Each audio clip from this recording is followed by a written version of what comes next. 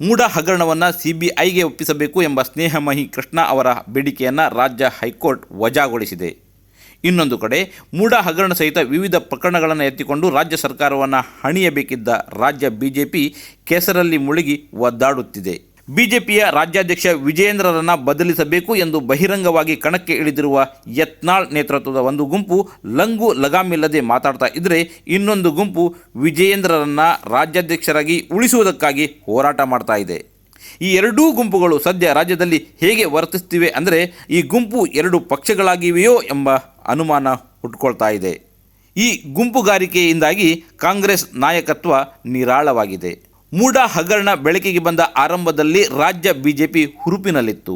ಈ ಪ್ರಕರಣವನ್ನು ಎತ್ತಿಕೊಂಡು ಸಿದ್ದರಾಮಯ್ಯರ ಮೇಲೆ ಮುಗಿಬೀಳುವುದು ಮತ್ತು ರಾಜ್ಯ ಸರ್ಕಾರದ ವರ್ಚಸ್ಸಿಗೆ ಧಕ್ಕೆ ತರುವ ಯೋಜನೆಯನ್ನು ಬಿಜೆಪಿ ಹಾಕಿಕೊಂಡಿತ್ತು. ಇದರ ಜೊತೆಗೆ ವಕ್ಫ್ ವಿವಾದವನ್ನು ಮಾಡಿಕೊಂಡು ರಾಜ್ಯ ಸರ್ಕಾರವನ್ನು ಹಿಂದೂ ವಿರೋಧಿಯಾಗಿ ಬಿಂಬಿಸುವುದಕ್ಕೂ ಅದು ಪ್ರಯತ್ನಿಸಿತ್ತು. ಒಂದು ಹಂತದಲ್ಲಿ ಸಿದ್ದರಾಮಯ್ಯರಿಗೂ ಇದು ಟೆನ್ಷನ್ ತಂದಿತ್ತು. ಸಿದ್ದರಾಮಯ್ಯನವರ ಇಮೇಜಿಗೆ ಧಕ್ಕೆ ತರುವ ರೀತಿಯಲ್ಲಿ ಬಿಜೆಪಿ ಭಾರಿ ದೊಡ್ಡ ಪ್ರಮಾಣದಲ್ಲಿ ವಕ್ಫ್ ಮತ್ತು ಮೂಡ ಹಗರಣವನ್ನು ಎತ್ತಿಕೊಂಡು ರಂಗಕ್ಕೆ ಇಳಿದಿತ್ತು. ಆದರೆ ನಿಧಾನವಾಗಿ ರಾಜ್ಯ ಬಿಜೆಪಿಯ ಗಮನವು ಸಿದ್ದರಾಮಯ್ಯನವರ ಬದಲು ವಿಜಯೇಂದ್ರರ ಕಡೆಗೆ ತಿರುಗಿತು. ಮೂಡ ಹಗರಣದ ಬದಲು ವಿಜಯೇಂದ್ರರವರು ರಾಜ್ಯಾಧ್ಯಕ್ಷರಾಗಿ ಇರಬೇಕೋ ಬೇಡವೋ ಎಂಬುದೇ ರಾಜ್ಯದ ಬಹುಮುಖ್ಯ ಸಮಸ್ಯೆಯಾಗಿ ಬಿಜೆಪಿ ನಾಯಕರಿಗೆ ಕಾಡತೊಡಗಿತು.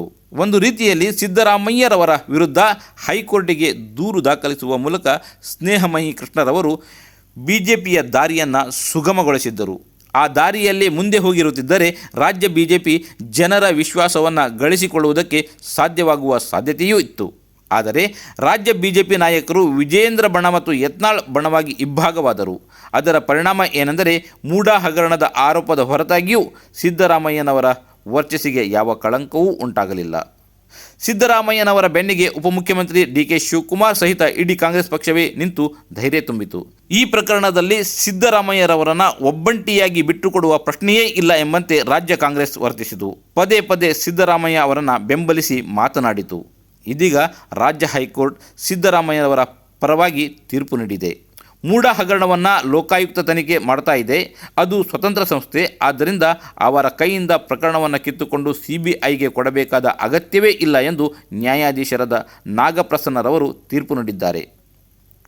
ಇದೀಗ ಸಿದ್ದರಾಮಯ್ಯರವರಿಗೆ ಬಿಗ್ ರಿಲೀಫ್ ಸಿಕ್ಕಂತಾಗಿದೆ. ಸ್ನೇಹಮಯಿ ಕೃಷ್ಣ ಮಾತ್ರವಲ್ಲ, ಇದು ಬಿಜೆಪಿಗೂ ಬಹಳ ದೊಡ್ಡ ಹಿನ್ನಡೆ. ತಾನು ಈ ತೀರ್ಪನ್ನು ಪ್ರಶ್ನಿಸಿ ಸುಪ್ರೀಂ ಕೋರ್ಟ್ಗೆ ಹೋಗ್ತೇನೆ ಅಂತ ಸ್ನೇಹಮಯಿ ಕೃಷ್ಣ ಹೇಳಿದ್ದರು. ಆದರೂ ಅವರಲ್ಲಿ ಈ ಧೈರ್ಯ ಈಗ ಉಳಿದಿದೆಯೇ ಅಂತ ಅನ್ನಿಸ್ತಾ ಇಲ್ಲ. ಲೋಕಾಯುಕ್ತ ಸ್ವತಂತ್ರ ಸಂಸ್ಥೆಯಾಗಿರುವಾಗ ಸಿಬಿಐಗೆ ಕೊಡಬೇಕಾದ ಅಗತ್ಯ ಇಲ್ಲ ಎಂಬ ಹೈಕೋರ್ಟ್ನ ತೀರ್ಪು ಬಹಳ ಪರಿಣಾಮಕಾರಿ ಪಾತ್ರವನ್ನು ಸುಪ್ರೀಂ ಕೋರ್ಟ್ನಲ್ಲಿ ನಿಭಾಯಿಸಬಲ್ಲದು ಎಂದು ತಜ್ಞರು ಹೇಳುತ್ತಿದ್ದಾರೆ. ಈ ಹಿನ್ನೆಲೆಯಲ್ಲಿ ನೋಡಿದರೆ ಸಿದ್ದರಾಮಯ್ಯರ ಕೈ ಮೇಲಾಗಿದೆ. ರಾಜ್ಯ ಬಿಜೆಪಿಯಂತೂ ಕೈಯನ್ನೇ ಕಳೆದುಕೊಂಡು ಒದ್ದಾಡುವಂತಾಗಿದೆ.